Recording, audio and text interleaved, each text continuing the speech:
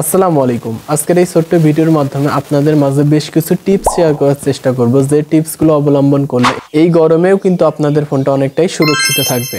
বর্তমান পরিস্থিতিতে ভিডিওটা কিন্তু অনেক ইম্পর্টেন্ট, তো আশা করা যায় এই টিপসগুলো আপনারা যদি অনুসরণ করতে পারেন তাহলে আপনার ফোনের যে ব্যাটারি হেলথটা কিন্তু অনেক ভালো থাকবে এবং আপনার ফোনটা বড় ধরনের বিপদ থেকেও রক্ষা পেতে পারে। আমরা কিন্তু জানি শীতকালের তুলনায় গরমকালে আমাদের ফোনগুলো 95% বেশি নষ্ট হয় এবং ব্যাটারি ফুলে যাওয়ার আশঙ্কা থাকে।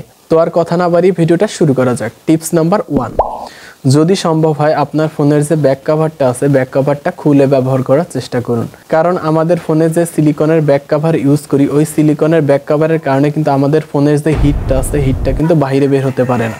ফোনটা কোনোভাবে ঠান্ডা হতে পারলে উত্তপ্ত ব্যাক কভারের জন্য কিন্তু ফোনটা গরমই থেকে যায়। তো চেষ্টা করবেন আপনার ফোনের ব্যাক পার্টটি খুলে রাখার। টিপস নাম্বার 2, ফোন চার্জে দেওয়ার ক্ষেত্রে আমাদের বেশ কিছু সতর্কতা অবলম্বন করতে হবে। প্রথমত, ফোনে ফাস্ট চার্জিং ইউজ না করাই ভালো, কারণ এই গরমে আপনি যদি ফাস্ট চার্জার ব্যবহার করে ফোনটা চার্জ করেন তাহলে কিন্তু আপনার ব্যাটারির উপর একটা ইম্প্যাক্ট পড়ে। যদি সবসময় সম্ভব না হয় অন্তত চার্জে দেওয়ার ক্ষেত্রে আপনার ফোনের ব্যাক কভারটি খুলে রাখুন। আমাদের মধ্যে বেশিরভাগ এই ভুলটাই করে, ফোনটা কিন্তু 0 থেকে 100% চার্জ করি আমরা, অর্থাৎ ফোনের চার্জ যখন 10%-এর নিচে চলে আসে তখন কিন্তু আমরা একবারেই 100% চার্জে নিয়ে যাই। কিন্তু ফোন চার্জ করার সঠিক পদ্ধতি হচ্ছে আপনার ফোনের চার্জ যখন 15 থেকে 25%-এর মধ্যে থাকবে তখন আপনি ফোনটা চার্জে দিবেন এবং আপনার ফোনের চার্জ যখন 75 থেকে 90%-এর মতো হয়ে যাবে তখন আপনি আপনার ফোনটা খুলে ফেলবেন। অর্থাৎ সম্পূর্ণ 100% চার্জ করা থেকে বিরত থাকুন। ভারী কোনো কাজ করা অথবা অনলাইন গেম খেলার সময় আপনার ফোনের যে ব্রাইটনেস আছে ব্রাইটনেসটা লো রাখুন। একটানা বেশিক্ষণ ফোনটা ব্যবহার না করাই উত্তম।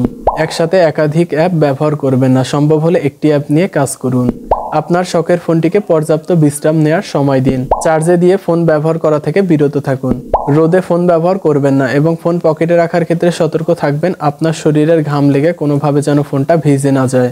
সেক্ষেত্রে আপনি প্রখর রোদ অথবা আউটডোরে কাজ করার সময় ফোনটা সাথে না রাখতে পারেন। একটা গবেষণায় দেখা যায় ইলেকট্রনিক যে পণ্যগুলো আছে সেগুলো কিন্তু 95% গরমের কালে নষ্ট হয়। অর্থাৎ আপনি লক্ষ্য করে দেখবেন শীতকালে কিন্তু ইলেকট্রনিক পণ্য অনেক কম নষ্ট হয়, সেই তুলনায় কিন্তু গরমে অনেক বেশি নষ্ট হয় এবং এর ভয়াবহতা অনেক বিস্তৃত। তো আশা করতেছি আজকের এই ছোট্ট টিপসগুলো অবলম্বন করার মাধ্যমে আপনি আপনার ফোনটা নিরাপদে রাখতে পারেন। তো ভিডিওটা ভালো লাগলে একটি লাইক দিবেন এবং আমার চ্যানেলটি সাবস্ক্রাইব করার মাধ্যমে আমাদের সাথেই থাকবেন।